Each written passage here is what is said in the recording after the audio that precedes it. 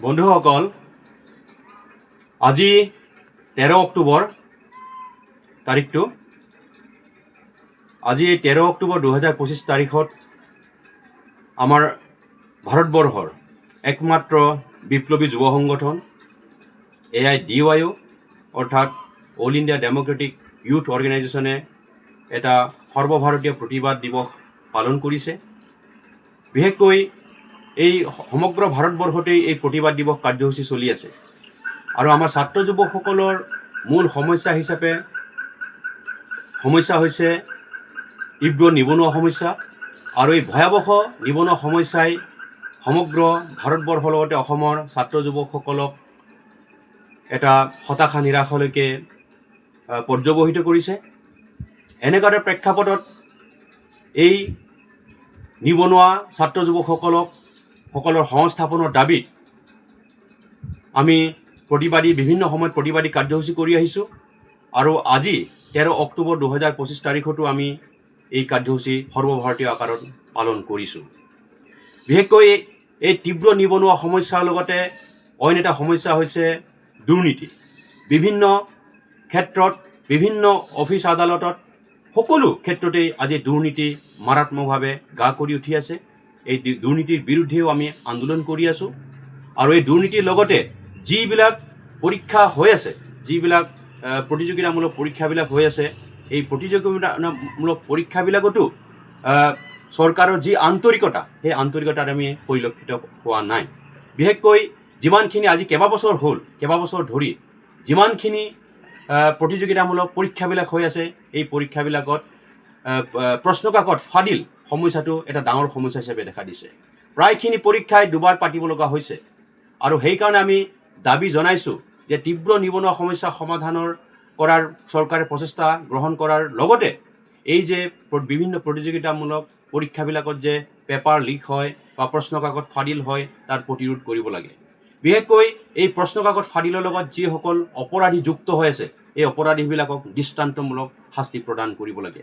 আৰু আমি দাবী জনাইছোঁ যে এই যে প্ৰশ্নকাকত ফাদিল হয়, এই প্ৰশ্নকাকত ফাদিল হোৱাৰ ক্ষেত্ৰত কিন্তু যি কোম্পানীয়ে সেই পৰীক্ষাবিলাক পৰিচালনা কৰি আছে, এই কোম্পানীবিলাকৰ গাফিলতি আমি দেখিবলৈ পাই আহিছোঁ।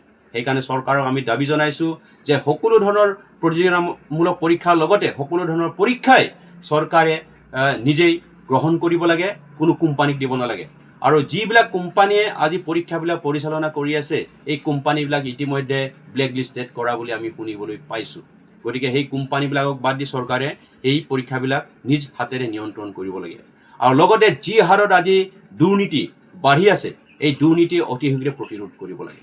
এনেকুৱা এটা প্ৰেক্ষাপটত আমি অল ইণ্ডিয়া ডেম'ক্ৰেটিক ইউথ অৰ্গেনাইজেশ্যনে দীৰ্ঘ জন্মলগ্নৰ পৰাই বিভিন্ন ছাত্ৰ যুৱকসকলৰ বা সমাজৰ অন্যান্য অন্যায় অবিচাৰৰ বিৰুদ্ধে আমি আন্দোলন গঢ়ি তুলি আছোঁ।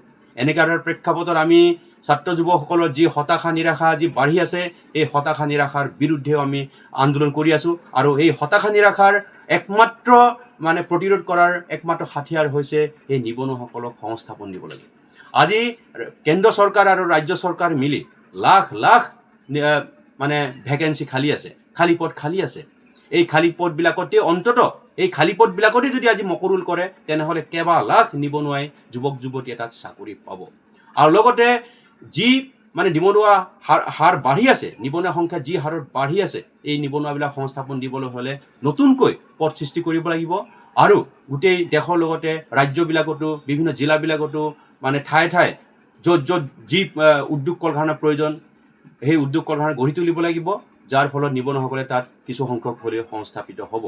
এনেকুৱা প্ৰেক্ষাপটত আমি কেন্দ্ৰীয় চৰকাৰৰ লগতে ৰাজ্য চৰকাৰক আমি দাবী জনাইছোঁ যে নিবনুৱাসকলক সংস্থাপন কৰিব লাগে। আৰু নিবনুৱাসকলক সংস্থাপনৰ কৰিবলৈ হ'লে নতুনকৈ পদ সৃষ্টি কৰিব লাগিব আৰু নতুন উদ্যোগ কাৰখানা গঢ়ি তুলিব লাগিব। আৰু লগতে আমি দাবী জনাইছোঁ যে সকলো ক্ষেত্ৰত যি আজি দুৰ্নীতি বাঢ়ি আছে, সেই দুৰ্নীতি অতি শীঘ্ৰে প্ৰতিৰোধ কৰিব লাগে আৰু দুৰ্নীতিৰ লগত যুক্ত ব্যক্তিসকলক কঠোৰ হাতে চৰকাৰে দমন কৰিব লাগে। লগতে যি প্ৰশ্নকাকত ফাদিলৰ সমস্যা, অকল প্ৰতিযোগিতামূলক পৰীক্ষাই নহয়, বিভিন্ন পৰীক্ষাবিলাকত আজি ক্লাছ 9ৰ পৰীক্ষাটো, মেট্ৰিক পৰীক্ষাত বিভিন্ন ধৰণৰ কলেজ পৰীক্ষাত, বিভিন্ন ধৰণৰ স্কুল কলেজৰ টেষ্ট পৰীক্ষা পৰ্যন্ত পেপাৰ প্ৰশ্ন কাকত ফাদিলৰ ঘটনাবিলাক ঘটি আছে। অকল এইটো অসমৰে ঘটনা নহয়, এইটো গোটেই ভাৰতবৰ্ষৰে দেখা হৈছে। এটা ফেন'মেনন হিচাপে আমি দেখা গৈছে যে ভাৰতবৰ্ষৰ বিভিন্ন ৰাজ্যতো পেপাৰ লিক, এই প্ৰশ্ন কাকত ফাদিলৰ সমস্যাটো এটা মাৰাত্মক সমস্যা হিচাপে দেখা দিছে। আজি মধ্যপ্ৰদেশত সেইধৰণৰ ঘটনা আমি দেখিছোঁ, শুনিছোঁ, বিহাৰত শুনিছোঁ, উত্তৰ প্ৰদেশত শুনিছোঁ, ৰিচেণ্টলি মানে এই সাম্প্ৰতিক কালত আজি আপোনালোকে জানে বিভিন্ন প্ৰচাৰ মাধ্যমত আমি দেখিবলৈ পাইছোঁ যে উত্তৰাখণ্ড ৰাজ্যত প্ৰশ্ন কাকত ফাদিলৰ সমস্যা এটা ডাঙৰ সমস্যা হিচাপে দেখা দিছে। এই প্ৰশ্ন কাকত ফাদিলৰ বিৰুদ্ধে উত্তৰাখণ্ডৰ লাখ লাখ যুৱক যুৱতী আজি ৰাস্তাত ওলাই আহিছে।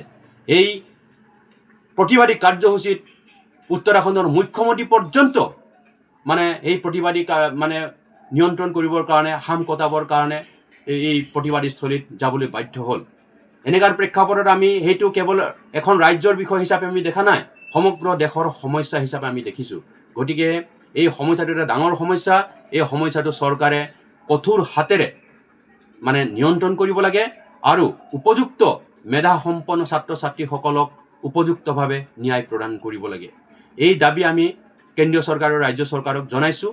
আৰু অহা দিনত আমাৰ যুৱ সংগঠন, আমাৰ একমাত্ৰ ভাৰতবৰ্ষৰ বিপ্লৱী যুৱ সংগঠন অল ইণ্ডিয়া DYY এই ধৰণৰ আন্দোলনবিলাক আমি গঢ়ি তুলিম আৰু সকলো স্তৰৰ ছাত্ৰ যুৱকসকলক এই আমাৰ গঢ়ি তোলা যি গণতান্ত্ৰিক আন্দোলন, এই গণতান্ত্ৰিক আন্দোলনত চামিল হ'বৰ কাৰণে আমি আহ্বান জনাইছোঁ। ধন্যবাদ।